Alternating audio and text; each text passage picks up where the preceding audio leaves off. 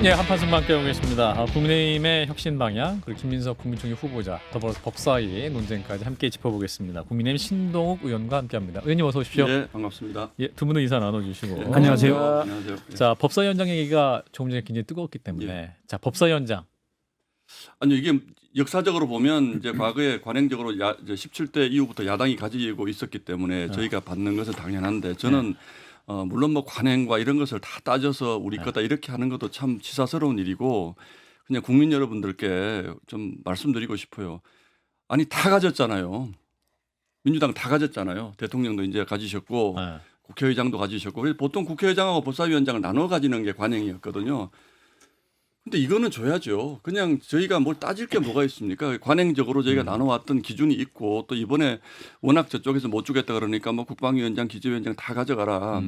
근데 법사위 원장까지 안 주는 거는 그냥 일방 독주하겠다라는 뭐 이제 이런 표현 자꾸 쓰는 게 어떨지 모르겠습니다만 우리는 그냥 독재로 가겠다라는 그 얘기밖에 되지 않습니다. 법사위원장을 준다고 하더라도요. 네. 저희가 다 막을 수 있겠습니까? 국민들이 지켜보고 있기 때문에 네.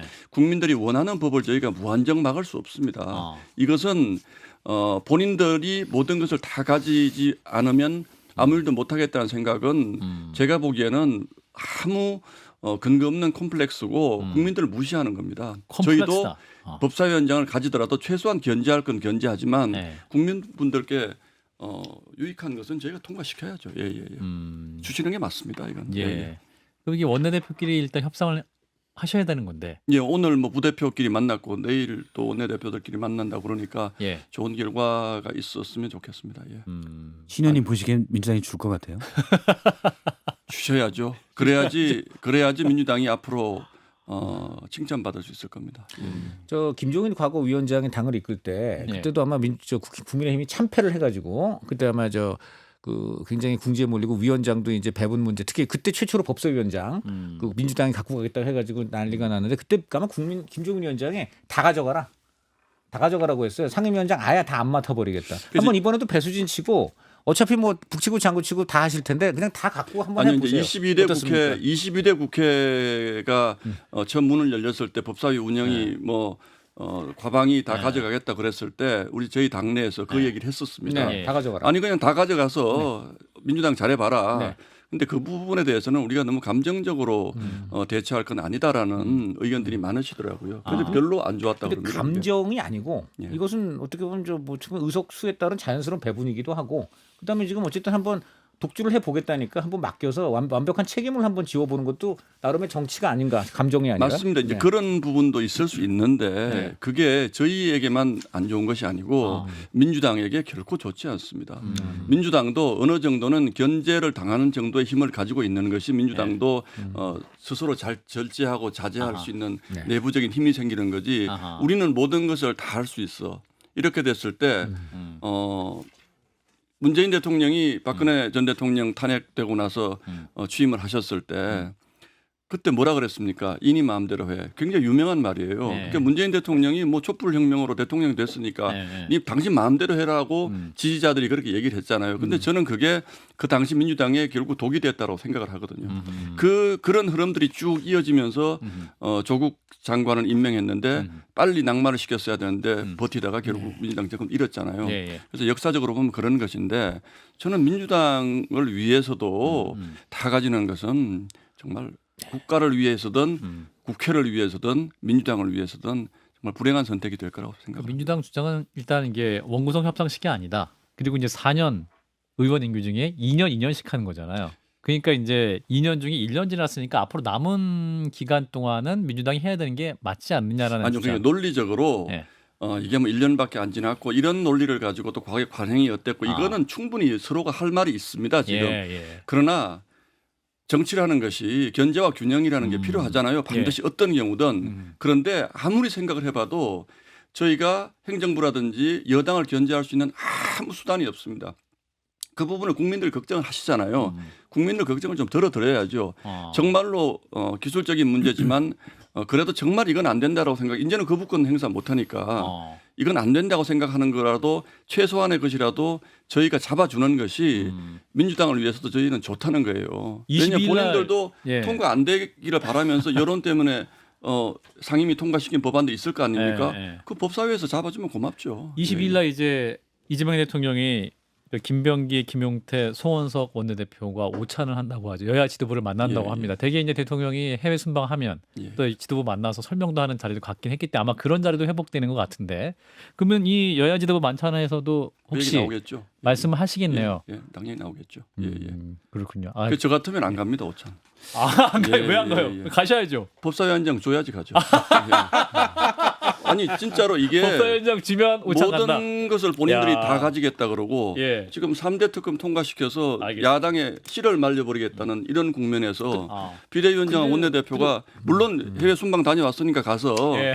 순방의 그 성과를 보고받는 거 이건 있을 수 있지만 예. 지금 민주당의 태도는 정말 국민 통합과 거리가 멀고 대선 끝난 지 지금 뭐 얼마 되지도 않았는데 모든 것을 다 밀어붙이는 건데 저 같으면 안 갑니다. 지금 저 같으면이라는 표현 쓰셨는데 혹시 송원석 원내대표도 지금 그 법사위원장 안 주면 안 가겠다 이런 뜻으로 그건 지금 아니고 그건 아마 가실 아니고? 거라고 생각하는데 네. 저 같으면 지금 이 상황이 저희가 바라보는 저희 같은 일개 평의원의 입장에서는 알겠습니다. 정말 엄중하게 바라본다. 이런 일단 말씀을. 저는 사실 뭐 그러면 국회에서 합의를 어떻게 해야 될 것이냐. 그러니까 300석 중에 151명, 한 명이라도 더 많으면 이분들이 그냥 다수당이니까 가는 게 맞느냐. 근데 룰은 좀 있어요. 국회 선진법에 따라서 패스트트랙이 될 수 있는 게 절차들을 좀 만들었잖아요. 5분의 3이면 그래. 그러면 합의가 안 되더라도 5분의 3이면 할 수 있는 대로 해봐. 라는 게 지금 만들어진 룰입니다. 예. 180석 이상이면 되고 민주당이 180석이 안 되죠. 그럼 몇몇 정당들과 연정이나 아무튼 연대를 해서 할 수가 있거든요. 또 안건 조정이도 가능하죠. 그래서 다수당이 맘대로 못하게 하는 장치들이 좀 있습니다. 그래서 그러면 계속 뭐 최대한 야당을 다 설득할 때까지 기다려야 되냐? 5분의 3까지 정도 되면 그러면 할 수 있는 것 해봐라는 게 있고 그런 장치들이 있는데 법사위 같은 경우는 저도 야당이 가져갈 만하다고 생각하는데 네. 그거는 이제 검찰이나 뭐 법원 이런 권력 이제 검찰 같은 경우는 국가의 권력기관이니까 거기에 대한 견제를 야당이 할 수 있다고 보는데 근데 체계자구 심사를 권한으로 모든 법을 다 브레이크를 걸 수 있다?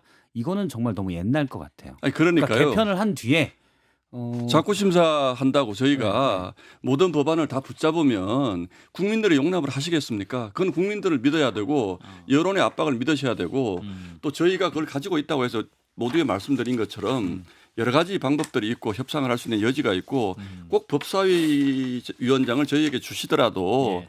모든 거의 대부분의 상임위원장을 그쪽에서 가지고 있고 또 국회 운영권을 가지고 있기 때문에 예.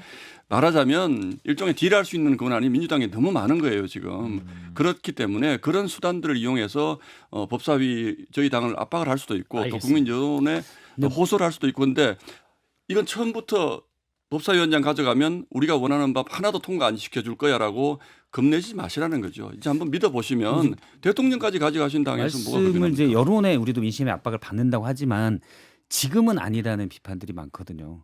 예를 들어서 뭐 탄핵 반대를 계속 탄핵 반대에 대한 당론 철회를 김용태 비대위원장이 요구했음에도 불구하고 지나간 일 가지고 뭘 그래? 그건 전혀 사실 그런 다른 거 얘기입니다. 보면은 그러니까 여론의 압박을 안 받는다고 아니요, 느끼고 있다는 그거는 거죠. 전혀 국민들은. 전혀 다른 전혀 물론 뭐 다른- 주제는 다른 다른데. 얘기고요. 예를 들어서 정말 국민이 이거는 반드시 필요하다라고 생각하는 법이 있는데 그 법안을 뭐 아까 말씀하신 것처럼 그 자꾸 수정 이런 사소한 문제를 가지고 저희가 하염없이 끌고 있을 때 곧 내년에 지방선거도 있고 또 몇 년 뒤에 총선도 있는데 저희가 그런 것을 알겠습니다. 의식 안 할 수 없습니다. 그러니까 여기서 뭐 잘 해보겠습니다. 저희가 주시면 예, 예. 혁신 얘기 잠깐만요. 그 혁신 얘기를 하셨는데 김용태 비대위원장이 5대 혁신안 내놨잖아요. 그 전에요. 예. 제가 오늘 꼭 하고 싶은 하고 싶은 얘기가 말씀이 있는데 많으세요. 시간이 아마 짧아서 못 하실 것 같아서 예. 이거 하나만 좀 예, 민주당의 한번 말씀해 행태와 보세요. 관련된 부분 예. 좀 그 지금 저희가 내일 오전에 의원총회를 소집을 했거든요. 예. 근데 이게 왜 그러냐면 김민석 의원 문제 때문에 아 국무총리. 예, 그 뭐 김민석 의원에 대한 논란은 다들 아실 것 같은데 네. 민주당이 어제 여러 명의 의원들이 방송에 나와서 주진우 의원을 공격을 했습니다. 아들 그런데 문제까지 하면서. 청문위원입니다. 주진우. 네, 그런데 네. 주진우 의원이 재산이 뭐 꽤 있고 또 70억 그 중에 정도. 네. 아들에게 청년이긴 하지만 어린 아들에게 증여된 7억 원의 됐다. 예금. 근데 주진우 의원이 세금 다 내고 난 준 거야. 이렇게 해명은 끝났죠. 예. 그건 좋은데 어떻게 그 청문위원을 네. 그런 식으로 아무 근거도 없고 단지 돈이 많다는 많다. 이유로 예. 김민석 의원을 검증을 해야 될 민주당도 같이 예. 검증해야죠. 예. 어떻게 청문위원을 공격을 합니까? 음. 이거는 민주당이 상도의를 완전히 상실한 겁니다. 아. 그래서 저희가 그럼 앞으로 국회에서 민주당 소속 국무위원들이나 이런 분들 불러서 저희가 막 따지잖아요. 네. 그러면 저 전력을 다 까가지고 신동욱이 옛날에 이런 거 했는데 그런 거 물어볼 자격 있어? 이렇게 나올 것 같아요. 제가 보기에. 그래서 민주당이 법사위원 문제도 저는 그렇지만 예. 정말 이성을 좀 찾았으면 좋겠어요. 한 분이 아닙니다. 아. 어제 4분인가 5분인가가 동시에 방송에 나와서 밑도 끝도 없이 주진우가 재산 많은데 왜 김민석을 공격하느냐.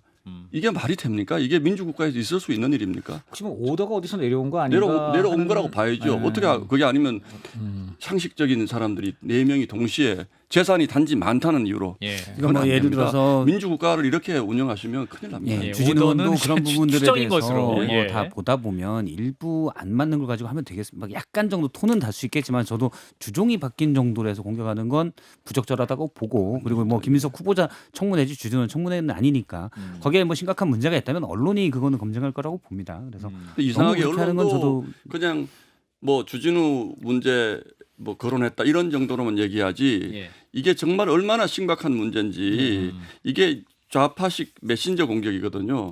얼마나 심각한 문제인지를 언론도 지적을 잘 안 하시더라고요. 그래서 정말 저는 예. 국회에서 봤을 때는 이렇게 되면 야당 의원들 앞으로 정부의 잘못된 실정을 지적할 때 예. 못합니다. 그러면 전부 다 국회의원 다 예전에 뭐 당신 뭐 감옥 갔다 왔잖아 이런 걸 가지고 예. 그것도 수사기관도 아니고 동료 의원이 예. 공격을 막 하면 국회가 뭐가 되겠습니까? 이거는- 주진우 의원 또 해당 내용을 말한 민주당 의원들 고소할 입장이 당연히 뭐 고소든 뭐든 하지만 예. 자제해야죠. 그만큼 다급했던 것 같은 느낌도 들고요. 갑자기 이제 4명이 했는데 그 전에 약간 눈이 띄는 게 민주당에서 그 전에는 아주 강력하게 김민석 후보를 그렇게 막 옹호하고 이런 목소리 상대로 적었고 그다음 굉장히 눈에 띄는 게 주로 진보 언론 쪽에서 지금 김민석 의원에 대한 그 비리 의혹들이 보도가 되고 있는데 이것을 볼 때 지금 민주당 내에 이른바 586 운동권 세력이 지금 그 집권 초기에 그 파워 게임으로 지금 저 이쪽에 저 뭐냐 과거에 민주당 주류하고 거리가 멀었던 김민석 의원이 총리가 되는 건 안 된다. 지금 이런 차원에서 내부적으로 지금 파워 게임 양상이다 이런 얘기를 있는데 어떻게 보시나요? 뭐 그거는 저는 잘 모르겠습니다만 그건 아닌 것 같은데요. 그거는 잘 그 얘기가- 모르겠습니다. 그 얘기가 좀 과다한 상당히 추론. 돌고 있습니다. 아, 근데 그런가요? 김민석 예. 의원의 재산 문제는 예. 벌써 며칠째 이게 지금 여론의 관심을 받고 있고 예. 그 가운데 이거는 전 국민을 대상으로 산수 훈련시키는 거거든요. 예. 초등학교 산수 교육만 받았어도 예. 돈이 안 맞잖아요. 예. 적어도 지난 5년 동안에 적게는 8억, 많게는 10억 이상 김민석 의원의 그 자금이 어디서 나온지 지금 해명을 못 하잖아요. 그리고 이 정도 상황이 됐으면 예. 지금 청문회가 아직 멀었는데 예. 지금이라도 그 돈이 어디서 나온 거다. 자녀 학비는 어디서 나온 거다. 저도 국회의원 되면서 재산 공개를 해보니까 단돈 10원도 숨길 수가 없습니다. 근데 이제 예. 이제 민주당에서 왜 이렇게까지 나왔냐 보면 청문회 증인으로 이혼한 전 부인까지 나와라 이렇게 요구를 하고 그 이제 어떤 그 이혼한 전 그 부인 사이에 나왔던 자녀의 교육비를 아마도 이혼한 전 처가 맡았다 이렇게 얘기를 해서 그럼 그럼 그분을 요청하니까 이렇게 민주당 반론을 쪽에서도 제가 해볼게요. 예. 이혼한 전부인 저희도 안 불러도 괜찮습니다. 예, 예, 자녀 학비가 어디서 나왔느냐. 근데 그거에 대해서 전처가 부담한 취지로 지금 얘기를 했잖아요. 그렇죠. 소명이 그렇게 그러면 전 부인 나오시지 말고 네. 송금 내역서만 그냥 제출하면 됩니다. 그렇죠. 아니 그게 뭐 어렵습니까? 저는 제가 만약에 이혼한 전처면 내가 우리 아이 능력 없는 아빠 밑에 두고 와서 미안해서 네. 내가 학비 됐다. 근데 왜 이 아이까지 지금 이 정쟁에 끌어들여 가지고 공격하냐? 내가 송금 내역 내가 공개할게. 그럼 되잖아요. 예. 안 나오지 않습니까? 그래서 검증을 할 때 네. 자료를 내면 그분 나오라 그럴 필요 없죠. 근데 안 내니까 그런 겁니다. 내시면 돼요. 그거 아무것도 아닙니다. 그 되게 고위공직자나 그 어떤 비리 추사할 때요. 예. 대표적으로 검경이 까는 게 바로 그 자녀 학비 문제입니다. 왜 고위공직자 월급으로 안 돼요. 예. 그러다 보니까 지금 김민석 의원도 자기 월급으로 안 되니까 지금 이제 전처가 했다고 해명을 했는데 예. 전처가 그 했다는 부분이 지금 잘 납득이 안 되는 부분이 많지 않습니까? 그러니까 이거는 전 부인을 끌어들이는 문제가 아니라 그 재원을 밝히는 거기 때문에 저는 이거는 어떤 형태로는 충분히 돼야 된다고 봅니다. 그 부인 저도 뭐 입장에서도 당연히 밝히는 게 좋죠. 지적은 일리 있다고 보시는데 예. 그 학비가 뭐 수억이 넘고 일단 소득이 부족한 상태에서 됐으니까 부인이 보냈다는데 그러면 간단한 증명은 있을 거 아닙니까 사실은. 있죠. 그래서 그런 걸 보내면 된다라고는 생각을 하는데 그렇다면 안 보냈다고 해서 그러면 이혼한 부인 나와라. 전 이것도 좀 다른 것 같아요. 글쎄 뭐 그 부분은 네. 정무적으로 판단을 할 그걸 이제 문제인데 비판하고 이걸 증명을 못했기 그것은 때문에 결정적인 그러면 우리는 이 불법자거든요, 소득 그러면. 증명을 네. 못했다라고 간주하고 공격하겠습니다라고 판단할 수 있지만 사실 그럼 그 어쨌든 뭐 부분에 대한 이혼한 부인을 소득 나와라 증명은 못하는 거잖아요. 그러니까 저희 그렇죠. 생각에는 김민석 의원도 이 부분에 대한 해명이 안 되면 그 돈은 뭔가 부정한 돈이라는 걸 스스로 인정하는 셈이잖아요. 그러면 총리가 될 수 없죠. 자기 그렇죠. 연간 1억 이상 드는 근데 학비를 김윤석 후보자 누구에게인가 입장은 받아서 냈으면 총리 되면 안 되는 그 거죠. 청문회 이틀 동안 네. 국민들에게 대답하는 수준으로 소상히 밝히겠다고 하니 그 지금 밝히지 왜 열흘 동안 공격을 받냐고요. 그건 뭐 전략적인 것 같아요. 지금 밝히면 또 얘기가 또 나와서 계속 가니까 아니, 근데 24일, 25일 아니 이틀로 끝내겠다. 저는 예. 그렇게 안 보는데 확실하게 예. 아닌 말로 저 뭐냐 그 누구나 저 의혹이 있으면 일찍 털고 싶지 그거를 예. 열흘이나 끌어가면서 무수한 억측과 오해를 불러일으키고 원하는 사람이 어디 있겠습니까? 예. 아니 이거 시원하게 확실하게 이렇게 재원이 있었다라고 하면 바로 공개하면 되고 반대로 지금 주진우 의원은 바로 그렇게 한 거 아닙니까? 지금 나는 이런 재원이 있었고 예. 할아버지가 이렇게 했고 다 냈고 그래서 고소까지 하겠다 바로 하지 않습니까? 예. 그 저는 이제 김민석 의원도 예. 무고하고 죄가 없으면 주진우 의원식대로 지금 하면 돼요. 지금 그거 다 의혹 제기한 그 정치인들이나 언론까지도 지금 바로 걸어버리면서 예. 확실하게 그냥 다 증빙 서류 내면 된다고 봅니다. 민주당이요 지금 개인의 신상 문제는 비공개로 청문회하자는 안을 지금 다시 냈습니다. 아, 청문회법 개정. 법 개정안 예. 물론 예전부터 저희도 주장했던 부분이에요. 예, 예. 그런데 이런 문제가 생기니까 이걸 법을 내는 거는 이거 앞뒤 맞지 않고 그러면 이재명 대통령 그 사법 리스크 관련해 가지고 방탄 입법 한 거하고 뭐가 다릅니까 이게? 이거는 그거고 그건 그건데 예. 이거는 김민석 의원님이 어떤 개인의 문제가 아니고 그런 문제를 가지고 있는 분이 알겠습니다. 총리가 되면 되겠습니까? 이게 충분히 안 되는 말씀하신 거죠. 것 같아서. 충분히 허물은 있다라고 생각해요. 현재까지는 아직 해명은 제대로 되지 않았다. 그런데 이제 꼭 해주시면 민주당 좋겠어요. 분위기를 예. 보면 강행할 분위기가 있는 것 같아요. 저도 그렇게 느껴요. 그러면 이제 정치적 부담을 안고 가는 거죠. 그러면 어떻게 판단할 거냐? 사실은 이전 한덕수 총리 때도 뭐 여러 의혹들이 있었거든요. 그런데 뭐 공격했죠 다. 이게 말이 되냐? 예를 들어서 부인이 그림을 대그룹에 뭐 수천만 원씩 해서 판매를 했다. 뭐 그 정도의 그림이냐 아니냐 이런 것도 사실 애매한 부분들이 있었거든요. 그리고 뭐 수십억 원대 뭐 예를 들어서 뭐 김현장으로부터 고문료를 정관료로 상당히 받았다. 제가 말씀드리잖아요. 근데 그런 것들을 이거는 국민들이 산수가 판단할 안 되는 건데. 거라니까요. 미적분이 안 되면 저희가 이건 너무 어려운 문제다. 이를테면 이 그림이 5천만 원짜리냐 7천만 원짜리냐 이런 문제 같으면 예. 그거는 의혹을 제기하는 쪽 방어하면 되는 것이고 예. 이거는 어떻게 수익이 5억밖에 없는데 13억을 알겠습니다. 씁니까? 산수의 문제니까 적어도 최소한도로 그 정도는 해명을 해야지 총리를 하시는 거죠. 청문회에서 답변을 보시고. 아니, 왜 기다리냐고요. 답답해 죽게. 개인적으로 알겠습니다. 제가 잘 압니다만 참 답답합니다. 예, 일단 국민의힘 얘기 좀 해보겠습니다. 이제 송원석 원내대표가 선출된 이후에 이제 송원석 대표가 이틀간 선수별 회동도 하신 것 같은데 8월 전당대회 혁신이 출범으로 가닥을 잡은 것 같은데 김용태 비대위원장은 5대 혁신안을 내놨고 사실은 혁신위 가동도 비대위원장 권한 아닙니까?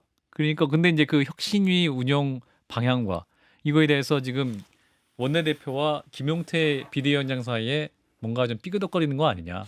사실 이제 단추가 잘못 끼워진 단추가 이제 그대로 와 있기 때문에 이런 문제가 있는 그대로 저희 당의 상황을 말씀을 드리면 예. 김용태 위원장이 내놓은 5대 혁신안이라고 하는 것에서 당에서 적극적인 말하면 일종의 그 지지를 못 받은 상태에서 예. 원내대표가 뽑혔고 원내대표가 공약으로 일종의 혁신위를 설치해서 당의 혁신을 주도하겠다, 예. 추진하겠다 이렇게 얘기했을 때는 그러면 그 혁신위가 추진하겠다는 당의 개혁과 김용태 비대위원장이 내놓은 5대 개혁안이 그러면 같은 것인지 또 예. 다른 것인지 예. 혁신위원장은 또 다른 주제를 내세울 것인지 이 부분이 정리가 안 된 상태입니다. 아. 그래서 당의 대다수 의원들은 예. 어차피 지금 혁신이 꾸려도 새로운 당대표가 뽑히면 또 옥상옥이 되고 이런 문제가 생기니까 전당대회를 빨리 하자라는 게 거의 모든 그룹에 일치된 그 새 대표를 뽑고 거기서 본격적으로 혁신을 추진하는 방향이 하나가 있고 예. 두 번째는 당대표로 나오실 분들이 내가 당대표가 되면 이런 계획을 하겠다라는 것을 가지고 나와서 아하. 심판받으면 된다.